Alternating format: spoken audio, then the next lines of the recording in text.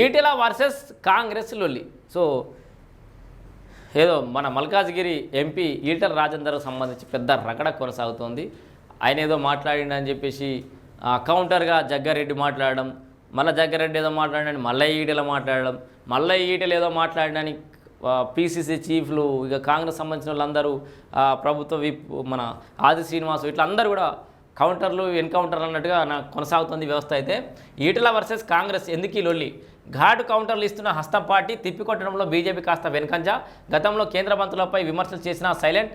అప్పటితో పోలిస్తే కొంచెం బెటరేనని చర్చ. ప్రెసిడెంట్ రేసులో రాజేందర్ ఉన్న నేపథ్యంలోనేనా? సో ఇక్కడ అందరికీ అదే అనుమానాలు వస్తున్నాయి. సో భారతీయ జనతా పార్టీ రాష్ట్ర అధ్యక్షుడి రేసులో ఈటెల రాజేందర్ ఉన్నాడు కాబట్టి ఆయన మీద పెద్ద ఎత్తున బురదల్లే కార్యక్రమం జరుగుతుందేమో, వాళ్ళ సైడు ఇంటర్నల్గా డిస్కషన్ జరుగుతుంది. మరోవైపు మరి ఎలివేషన్ కూడా దొరుకుతుందని కొంతమంది అనుకుంటారు, అసలు ఆయనకు వచ్చే అవకాశం లేదని కొంతమంది అంటారు. సో ఆయనకే వచ్చే అవకాశం ఉంది కాబట్టి విత్ ఇన్ ద పార్టీలు ఉన్న వాళ్ళే కావాలని కుట్రలు పండుతున్నారనే అనుమానం కూడా ఈటెల సన్నిహితుల మధ్య కూడా చర్చ జరుగుతున్నట్టుగా కూడా తెలుస్తుంది. సో ఇది ఎక్కడి వరకు దారి తీస్తుందనే చూద్దాం ఒకసారి. అయ్యో, రాష్ట్రంలో వేసవి హీట్కు తోడు పొలిటికల్ హీట్ సైతం పెరిగింది. కాంగ్రెస్ వర్సెస్ ఈటెల రాజేందర్ అన్నట్టుగా పరిస్థితి ఇప్పుడు మారింది. ముఖ్యమంత్రి రేవంత్ రెడ్డిపై మల్కాజ్గిరి ఎంపీ చేసిన వ్యాఖ్యలే దీనికి దారితీశాయి. ఈటెల సీఎంను సైకో షాడిస్ట్ అంటూ ఇటీవల కామెంట్స్ చేయడంపై హస్తం పార్టీ ఘాటుగా స్పందించింది. సో సీఎంను సైకో షాడిస్ట్ అని అన్నాడు ఈటెల రాజేందర్. సో ముఖ్యమంత్రిపై ఎలాంటి విమర్శలు తగునా అంటూ నేతలు గట్టిగానే కౌంటర్లు ఇచ్చారు. బీజేపీ సైతం కాస్త ఘాటుగానే తిప్పికొట్టింది. కానీ కాంగ్రెస్తో పోలిస్తే బీజేపీ కాస్త వెనుకబడింది. గతంలో బీజేపీలో ఈ మాత్రం కౌంటర్లు ఇచ్చే పరిస్థితి కూడా లేని స్థితి నుండి కాస్తో కూస్తో హస్తం పార్టీకి కౌంటర్లు ఇచ్చే స్థాయికి చేరుకోవడం గమనార్హం. నేతల్లో మార్పు విషయం ఏంటి అసలు?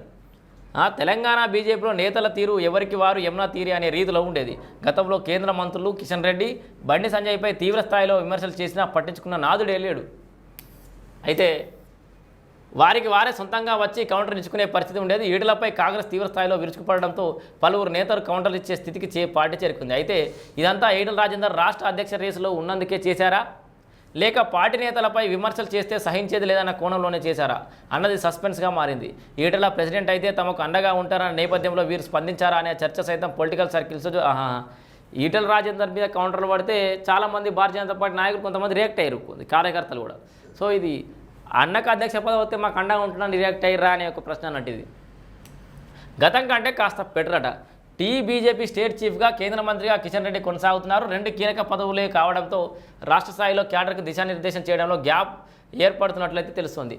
పార్టీ ఇదిగో స్టేట్ చీఫ్ అదిగో స్టేట్ చీఫ్ అంటూ ఊదరగొట్టడం తప్ప నియమించింది లేదు. ప్రస్తుతం ఇండియా పాకిస్తాన్ మధ్య నెలకొన్న ఉద్రిక్త పరిస్థితుల నేపథ్యంలో ఈ టాస్క్ మరింత ఆలస్యమయ్యే అవకాశం అయితే ఉంది. ఘాటు కౌంటర్లు ఇవ్వడంలో పార్టీ వెనకబడేందుకు స్టేట్ చీఫ్ నియామకం సైతం కారణంగా మారిందనే చర్చ జరుగుతోంది. ఈ ఇష్యూపై స్పందించిన ఇతర నేతలకు దూరం అవ్వడం ఎందుకనే నేపథ్యంలో పలువురు సైలెంట్ అయినట్లు కూడా తెలుస్తోంది. ఈటెలపై కాంగ్రెస్ విమర్శల నేపథ్యంలో పార్టీ తీరు గతంతో పోలిస్తే కాస్త బెటర్ అనే చర్చ జరుగుతోంది. రాష్ట్ర అధ్యక్ష నియామకం తర్వాత అయినా ఈ పరిస్థితి మెరుగవుతుందా లేక ఇలాగే కొనసాగుతుందా అనేది చూడాలి. నిజంగా మరి భారతీయ జనతా పార్టీకి సంబంధించిన మిగతా ముఖ్య నేతలందరూ కూడా స్పందించాలా మరి దీని మీద? మరి స్పందిస్తారా లేదా? లోపలేమైనా ఉందా? ఈటెలకే అధ్యక్ష పదవి వస్తుందేమో అని చెప్పి సపరేట్ కూకుంటుర్రా? ఏం జరుగుతుంది అనేది కూడా మనం చూడాలి దీనికి సంబంధించిన అంశం.